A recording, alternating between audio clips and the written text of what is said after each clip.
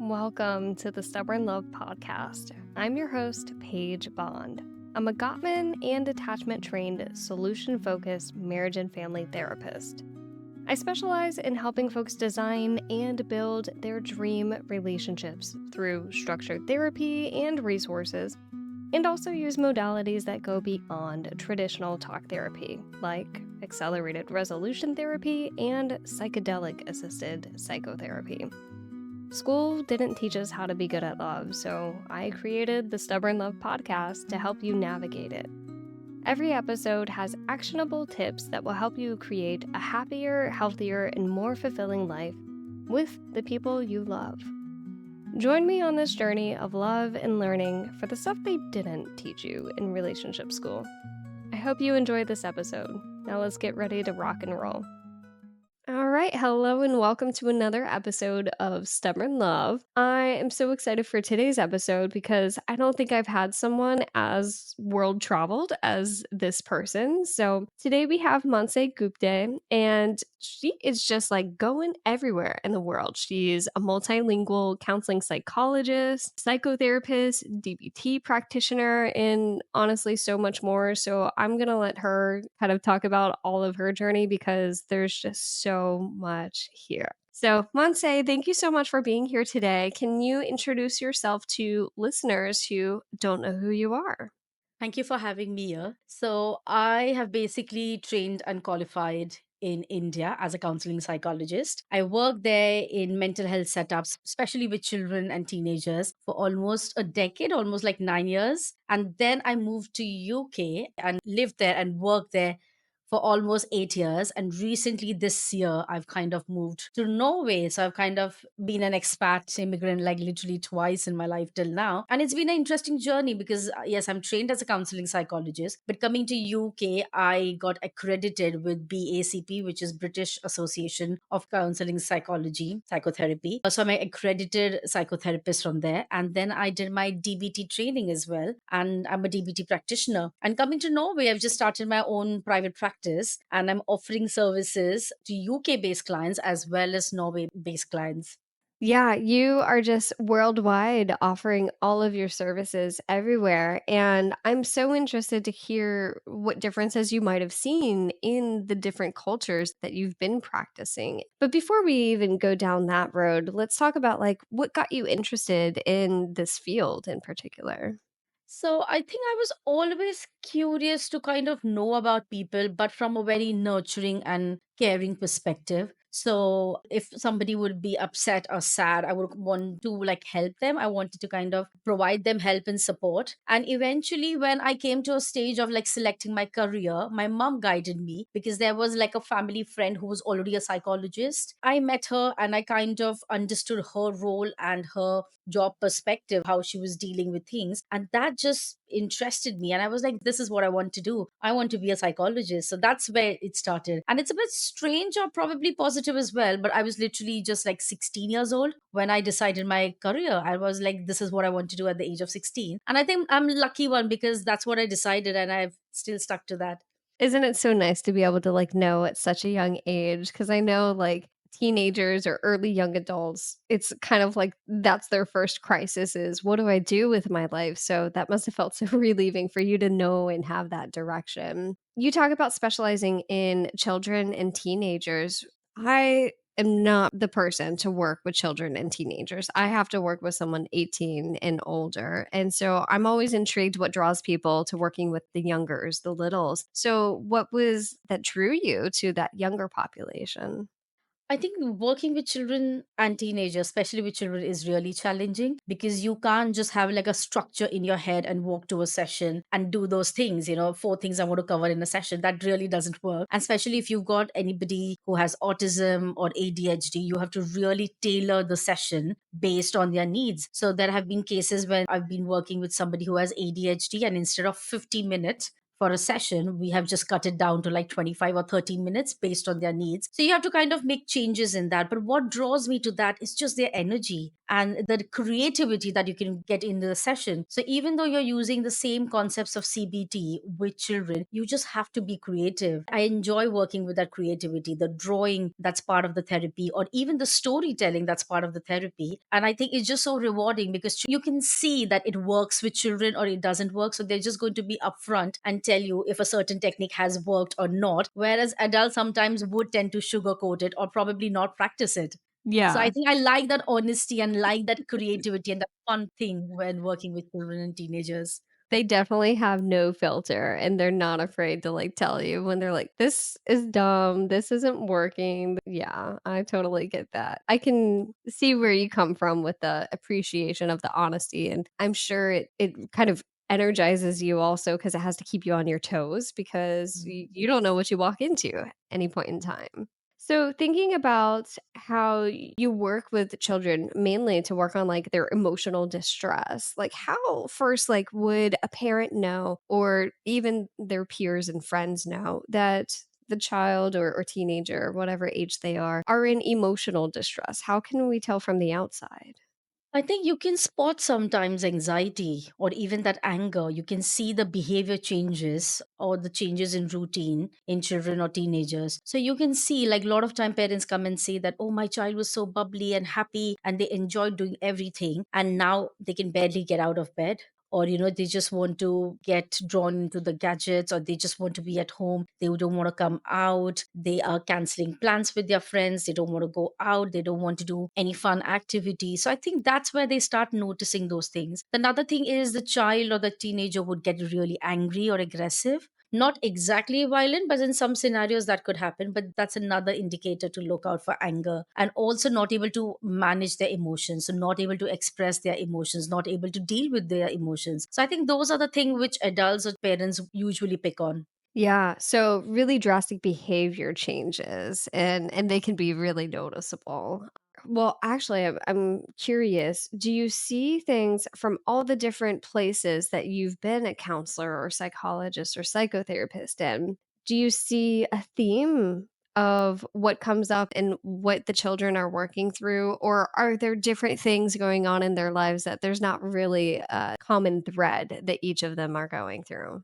I think the common thread right now, overall, I think worldwide, is the social media and its influence and the peer bullying that would sort of happen, or the isolation that would come along with that as well. Because it's so important for them to immediately like a post or comment on it. And if you don't do that, if you're not active on social media, you're kind of isolated from your friend circle. So that's a general theme I see. But along with that, what rises or what comes up as mental health concerns would be anxiety that would come up with that, and also ability to not able to manage that distress, and that would kind of lead to low mood as well. Some people kind of get traumatized as well about it because it's just too much for them to deal with, and that could result in certain risky behaviors like self-harming as well. And I've worked a lot with that even in India as well as UK. I've seen that a very common theme as well, that they're not able to understand their emotions, they're not able to deal and manage with their emotions, and they just don't know what to do. And they think, okay, if I hurt myself, I would punish myself, and that's a way of dealing with that. So it's just unhealthy coping strategies that they tend to use. Yeah. Do you notice anything in particular that's the barrier between getting these coping skills and knowing how to deal with their emotions or even identify them? Is it parent education? Is it parent and child connection? Is it the healthcare system, school system? Like, what do you notice as the big barrier from emotionally intelligent kids?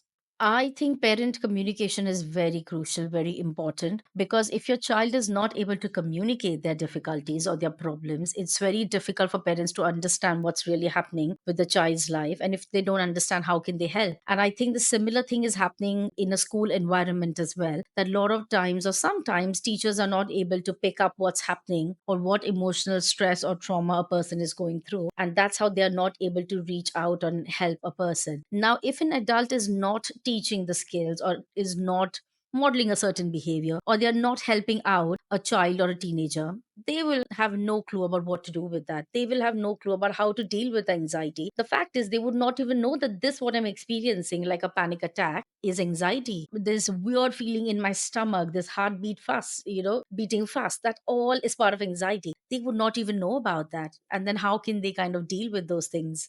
Right.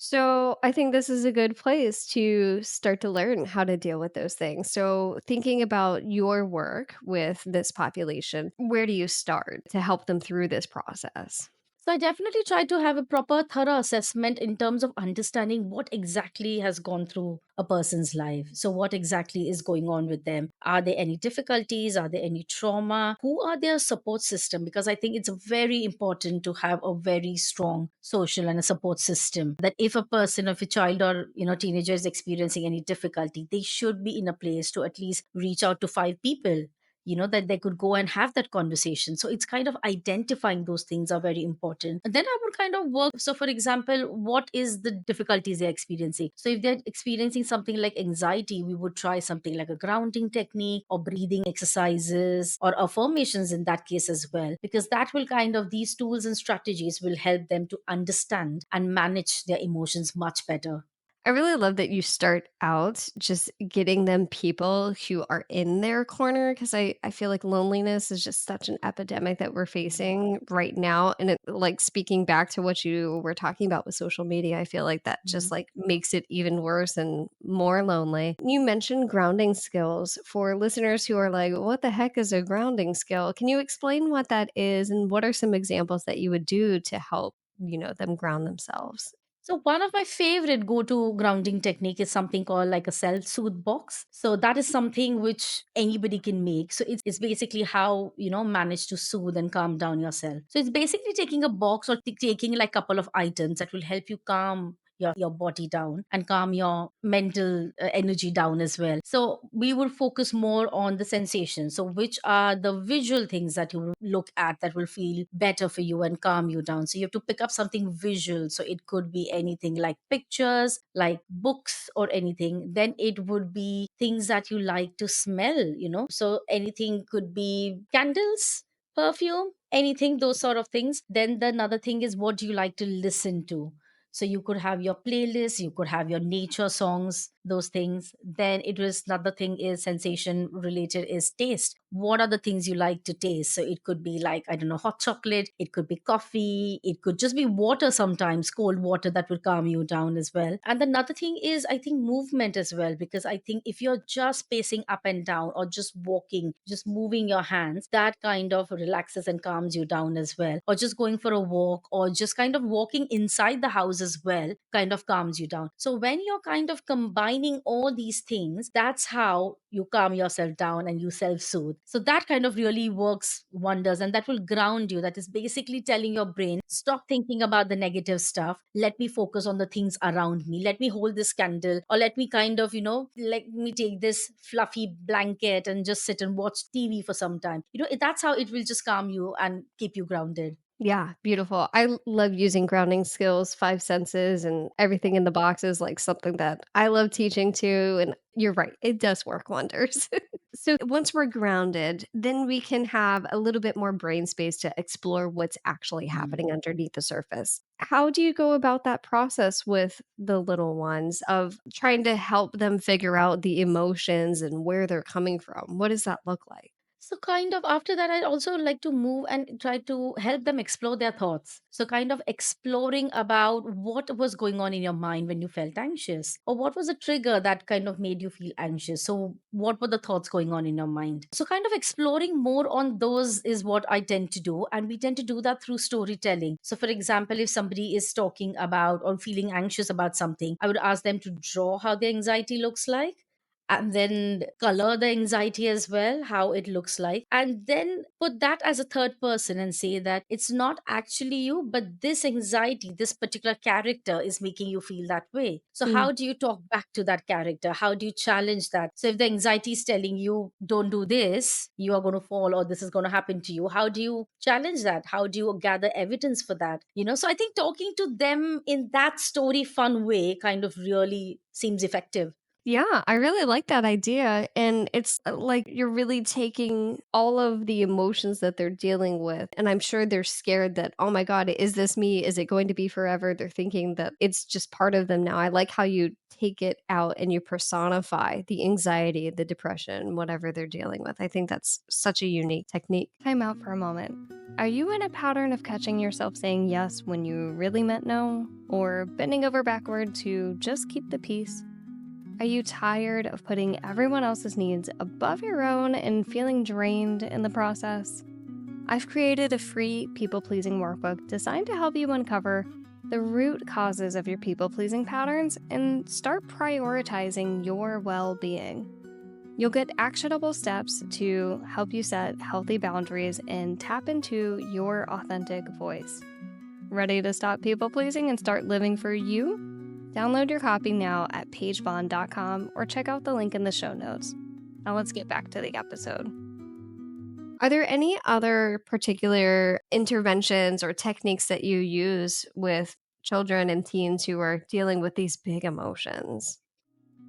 Another one I use, which really works well, is to manage distress, and that's called something like a tip skill. So tip skill is basically TIPP, which stands for T is temperature, I is intense exercise, P is spaced breathing, and P is paired muscle relaxation. So that's how you kind of do things to manage your distress. So what's the process of that? Temperature is the first thing. So you kind of change your body temperature. So you can kind of have cold water, or take like a cold shower or something. That's how you change your body temperature. After that, you move on to cardio. That is, you do some intense exercise, you get that heart beating really fast. Once your body is full charged up, then what you tend to do is paired muscle relaxation, which is basically like a breathing exercise. And then you kind of do that, and it's very important because what is happening, because your body is all pumped up with all that cardio and everything, then you kind Yeah. of calm it down by square breathing, box breathing, or just breathing in general and focusing on that. And then, you kind of intensify that thing and calm yourself further by relaxing each body part. So you start with curling your toes and then you relax. You shrug your shoulders tight, make it tense, and then you relax. So you do that with each and every body part. And eventually, what happens is the distress that you're experiencing kind of really goes away. So this is another technique that a lot of people have found useful.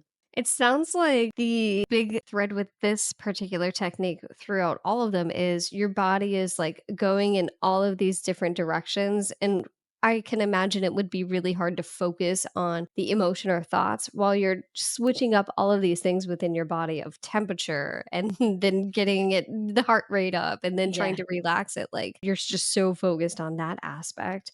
Sorry, I just want to add what I like about this technique and what a lot of people find it useful is it does not focus on your thoughts. It does Yeah. not focus on your negative thoughts or the distressing thoughts. It's basically focusing on creating those intense emotions in your body and then kind of relaxing. It has nothing to do with thoughts. You don't have to sit and challenge or observe your thoughts. So I think that is how it works. And when you are distressed, you've got millions of thoughts going on. How do you really monitor that? So this kind of focusing on your body tends to be really effective.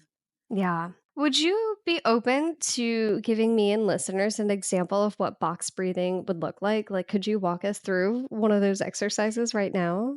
Yes, yes. So box breathing is basically like, I'm just trying to look for a box, but I don't have a box. But another thing I tend to do, which is on the go that anybody can use, is you just hold your phone, and as you are moving your finger, you kind of do the same thing. So this is a rectangle shape, but you do the same thing with the box. So Mhm. as you trace it, as you go up, you breathe in, and then you hold your breath, you breathe out, and you hold your breath again. So you're breathing it, holding your breath, breathe out, and hold again. So that's how you continue doing that. And I think the best part is we always have a phone with us, especially teenagers. They are like inseparable from their phone. So if I tell them, oh, you have to do a technique in this particular way, it becomes difficult for them. But I tell them, you just have to hold your phone and do that. So all you do is whenever they're breathing, they can try the box breathing like that, and they're kind of fidgeting with their phone is what other people would think, but in reality they're actually That doing one of the helps. breathing techniques which calms them down. And the best part of this is you can do it literally everywhere, while you're sat, while you're on the go, so people will not even know what you're doing, but you're trying to do the breathing exercise.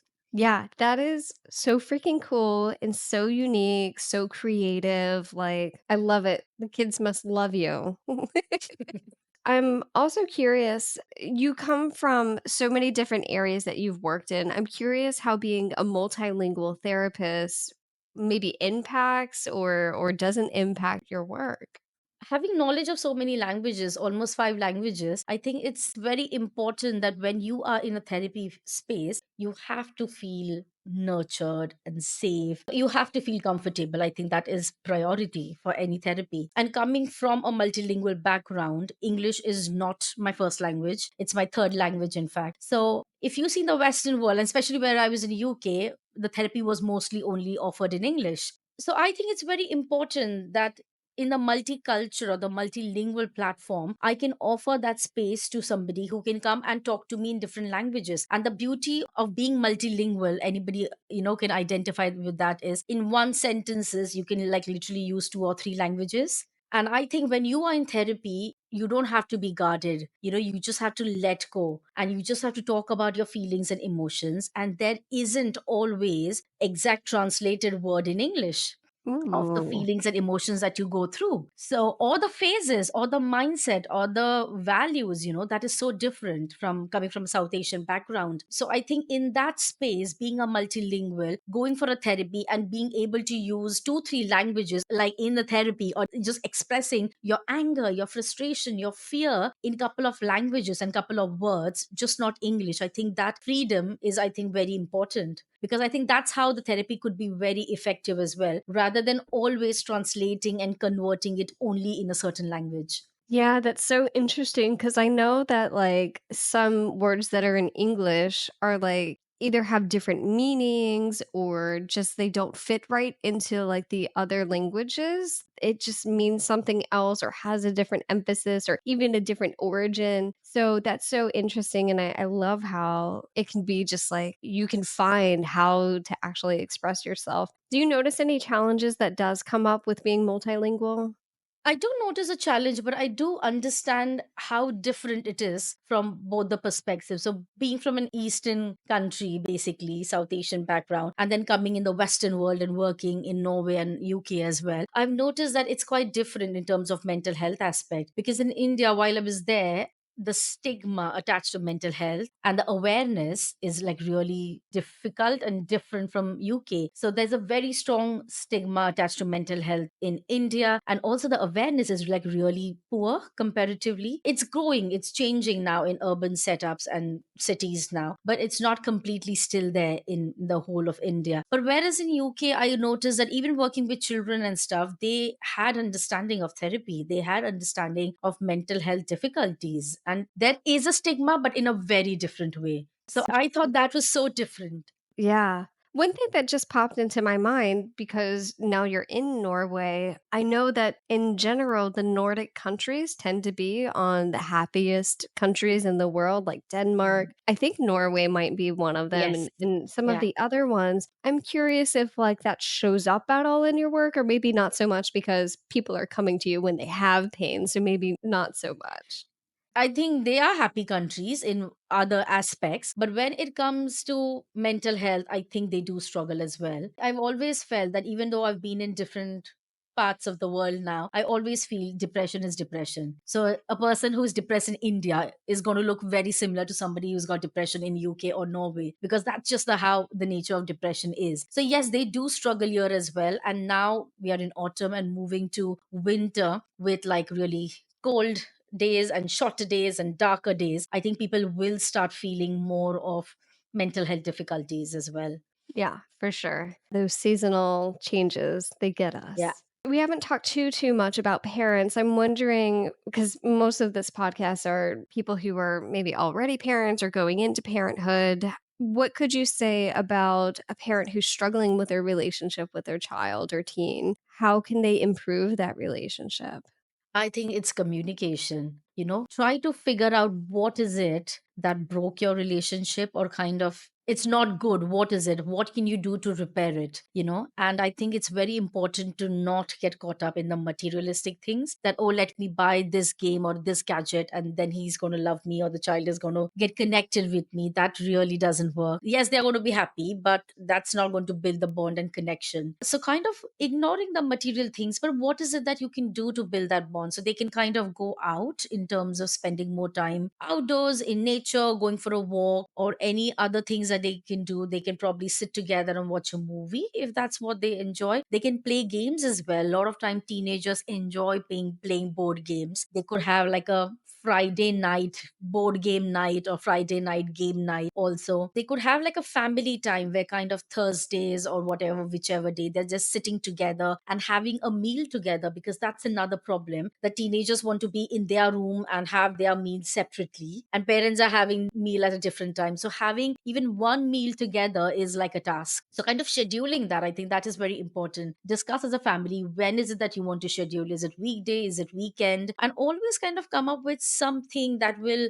help you get more connection with your child in terms of talking to them. Like check with them what is going on with their friend circle, what is going on with their emotions as well. So kind of having that conversation will be helpful. The another thing is kind of joining some classes together. So if there is something, I don't know, if a child is interested in arts or craft or something, so maybe parent can join those kind of classes together, or they can do those activities together at home as well on a weekend, like creating, I don't know, origami or something like that. So I think those kind of activities, doing things together, is ultimately what is going to create that bond. And just also expressing to them that you behaved in this way, I felt sad about it, or using those I feel statements and kind of expressing your feelings and emotions to your child, because they need to know that if they are disrespecting their parents and if they are kind of having that constant argument, the Yeah. parent is feeling hurt and sad. So kind of expressing that, talking about that, rather than just keeping it to yourself or getting angry and frustrated about that whole argument. I think that's huge because a lot of times parents will either hide the fact of being upset or feeling disrespected out of maybe fear that the relationship will become even more disconnected, I'm guessing, or they Mhm. didn't even lash out, do what the child is doing and be angry, which we all know that that doesn't help. You don't fight fire with fire. Like, we got to like put out the flames in Yeah. some way. So it seems like the main theme of these, though, is like getting to know your child, taking an interest in them, really finding a way to have quality time with them. Yeah. Yeah. I Also, I think what is important in that sense is parents need to have reflection in terms of where they are coming from. So they must have gone through some sort of abuse or trauma themselves, or they must be struggling with anxiety or some kind of mental health difficulties. So if they are struggling a lot with their mental health difficulties, that's going to be another barrier of, having that connection and bond with the child. So in that case, I think it's important for them to seek help and support and go through a therapy, so that they can be strong pillars to then further support their children as well. Yeah, beautiful. Is there anything else that listeners need to know about how to really help their child who is in distress, doesn't know their emotions, or just to help the parent themselves? Any other last words before we kind of wind down here? Another thing they can do is something called affirmations. Mhm. So that is something they can do where they kind of sit down and write certain affirmations together. And they kind of would use those affirmations to say, or, practice those as well. So it could be anything like, we are having a lovely time together, or we are going to spend more time with each other. It could be simple, certain sentences like that. And I think that could kind of help them, because it's again a together activity, that you're sitting Yeah. together and creating those affirmations. It could be simple in terms of relaxing as well. It could be, I am calm and composed. I am a wonderful person. So they could have those sort of affirmations as well that could help them. I really love because I'm not so big into affirmations because sometimes if someone's like self-worth is really low, it's like, are Yeah. you really gonna believe it? But I love how you start out with mainly describing the facts, like we are having a lovely time there. Or like something that is a little bit more tangible than like, oh, my self-worth is 100%, you know? Yeah. Yeah. I'm a Something wonderful person, or I am always calm. I think that's not really realistic, isn't it? yeah, Yeah. yeah. So it has to be something like a factual related affirmations. And I Mhm. think that is something that they both could relate to. A parent could relate to, a child could relate to that as well. And it is just kind of validating that, yes, we are having a lovely time. It's Yeah. that validation, isn't it? That we are having a lovely time, or I just enjoy your company, or I feel safe and secure just talking to you about my feelings and emotions. It could be Mm. literally like that. It doesn't have to be something extraordinary and different that you don't relate to or believe.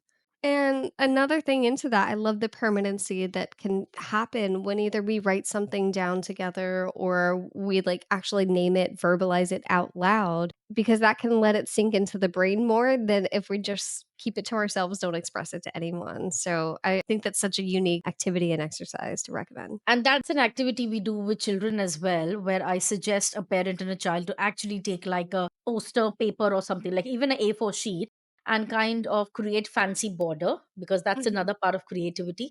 And just write down these 2 or 3 sentences. Affirmations doesn't have to be list of like 20 things. It just kind of can be 2 or 3 things, and they write it or they draw it and they make it fancy and colorful, and they can then put that up on the wall somewhere in their room. So Yeah. that's another reminder that, oh, we did this thing together, we created this A4 sheet together as an affirmation sheet, and it's that pleasant memory that stays with them then. Yes, that will definitely stick with them for a while. I love that.